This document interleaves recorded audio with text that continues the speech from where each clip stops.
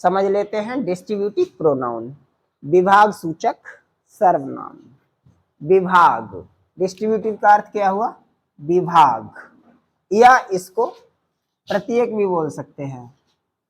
प्रत्येक डिस्ट्रीब्यूट किया जाता ना, प्रत्येक को डिस्ट्रीब्यूट किया जाता, तो प्रत्येक वाचक भी बोल देते हैं ऐसे। फिलहाल आप डिस्ट्रीब्यूटिव को विभाग सूचक सर्वनाम से समझ लीजिए, ठीक है। प्रत्येक वाचक ऐसे भी बोल सकते हो या विभाग सूचक, ठीक है।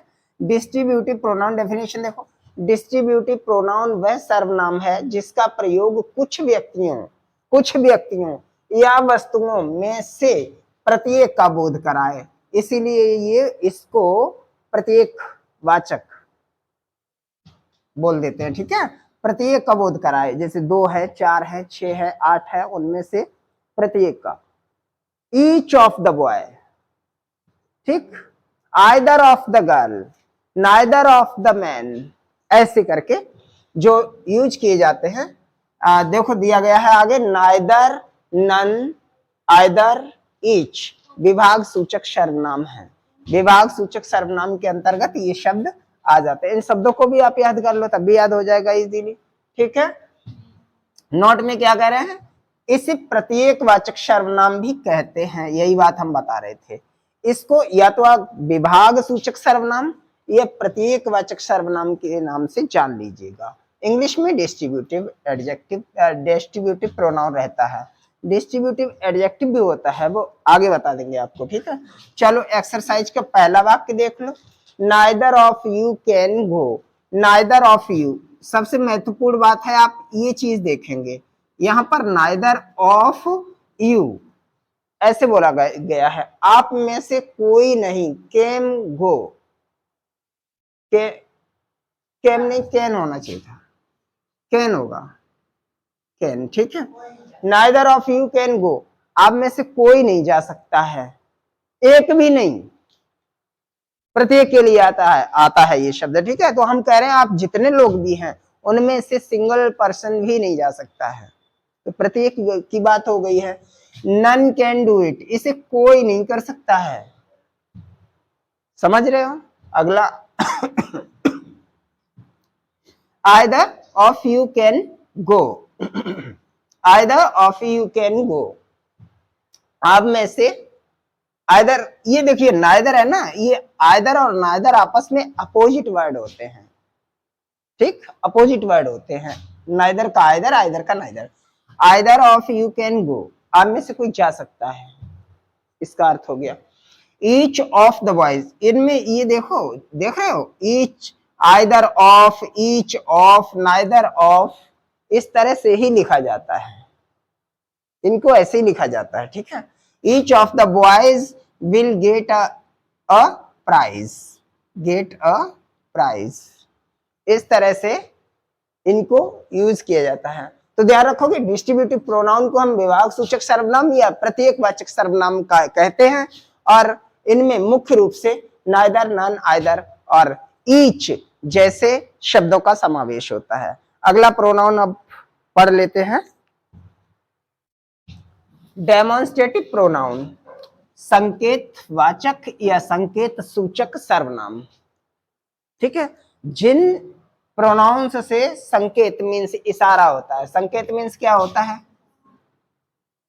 इशारा, इशारे का बोध होता है, संकेत का बोध होता है, वो प्रोनाउन संकेत सूचक या संकेत वाचक सर्वनाम के अंतर्गत आते हैं। और इसके अंतर्गत डेमोन्स्ट्रेटिव प्रोनाउन के अंतर्गत सिर्फ 4 शब्दों का समावेश किया गया, ठीक है।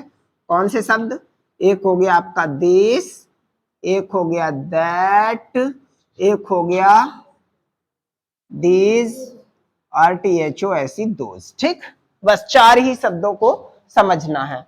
पहले डेफिनेशन देख लेते हैं क्या कह रहे हैं। डेमोन्स्ट्रेटिव प्रोनाउन का प्रयोग किसी संख्या की किसी संज्ञा की ओर, किसी नाउन की ओर, ठीक है, किसी नाउन की ओर संकेत करने के लिए किया जाता है। डेमोन्स्ट्रेटिव प्रोनाउन का प्रयोग क्यों किया जाता है, तो कोई भी नाउन शब्द है, जैसे बोल दिया दिस बुक, दैट बॉय, ठीक है, दिस पेन, दीज बुक्स, ऐसे करके जब भी यूज करते हैं तो संकेतवाचक होता है, संकेत सूचक होता है डेमोन्स्ट्रेटिव प्रोनाउन।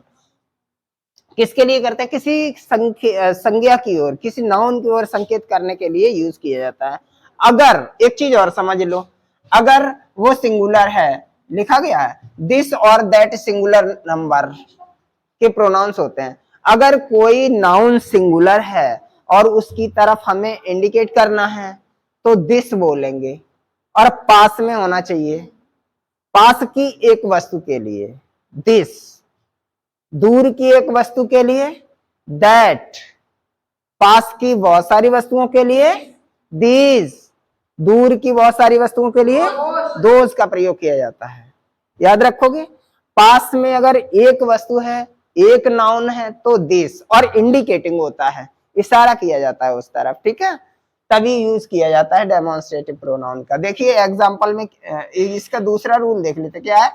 दिस का बहुवचन दीज तथा दैट का बहुवचन दोज होता है। तो इजी सी बात है, दैट मीन्स वह सिंगुलर, ठीक, और those means they plural, this means यह सिंगुलर, दिस मीन्स ये प्लूरल, ठीक है। एग्जांपल पहला देखो, this is a pen, this is a pen. अभी जब हम एडजेक्टिव पढ़ाएंगे तो वहां पर डेमोन्स्ट्रेटिव एडजेक्टिव भी होता है। यहाँ डेमोन्स्ट्रेटिव प्रोनाउन पढ़ रहे हैं, अभी डेमोन्स्ट्रेटिव एडजेक्टिव पढ़ेंगे तब आप चक्कर खाने लगोगे, ये क्या चक्कर है, प्रोनाउन पढ़ा था यहाँ एडजेक्टिव आ गया है।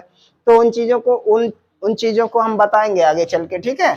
अभी इतना समझ लीजिए, दिस दैट दीज दोज, इनका प्रयोग हम डेमोन्स्ट्रेटिव प्रोनाउन के रूप में करते हैं, लेकिन एक खास चीज याद रखनी है, वो ये है दिस दैट दीज दोज के बाद तुरंत वर्ब आनी चाहिए। समझ रहे हो, दिस दैट दीज दोज का प्रयोग सब्जेक्ट की जगह किया गया है, उसके बाद एकदम से वर्ब आ रही है, तो ये दिस दैट दीज दोज जो डेमोन्स्ट्रेटिव शब्द आ रहे हैं ये डेमोन्स्ट्रेटिव प्रोनाउन बोले जाएंगे। समझ रहे हो। और अगर हमने बोल दिया दीज बुक्स आर माइन, तो ये फिर डेमोन्स्ट्रेटिव प्रोनाउन नहीं रहा है दीज, तो वो एडजेक्टिव हो गया है, क्योंकि जब दिस दैट दीज दोज के तुरंत बाद कोई दूसरा नाउन आएगा, संज्ञा शब्द आएगा, तो इसका मतलब ये शब्द विशेषता बता रहे हैं। समझते हो, विशेषता बता रहे हैं, क्योंकि नाउन से पहले अक्सर वही शब्द, किसी संज्ञा शब्द से पहले अगर कोई शब्द आता है तो बहुत हद तक चांस होते हैं वो एडजेक्टिव शब्द ही होता है। और इसी नियम के तहत अगर दीज बुक्स बोल दिया या दिस बुक बोल दिया तो वो फिर वहां पर डेमोन्स्ट्रेटिव एडजेक्टिव हो जाता है। ये प्रोनाउन और एडजेक्टिव में अंतर रहता है, ध्यान रखिएगा। दिस इज ए पेन, जिसके बाद इज आ रहा है, दिस इज ए पेन, यह एक पेन है, इसका मतलब ये जो यूज किया गया है यहाँ पर दिस का, वो डेमोन्स्ट्रेटिव प्रोनाउन के रूप में यूज किया गया है। दीज आर गुड पेन्स, ये अच्छे पेन है, दीज के बाद आर का प्रयोग किया गया है, देख रहे हो, प्रोनाउन के रूप में। दैट इज प्रोनाउन के रूप में, समझ रहे होगे और याद भी करोगे। इसे अच्छे से याद रखना है।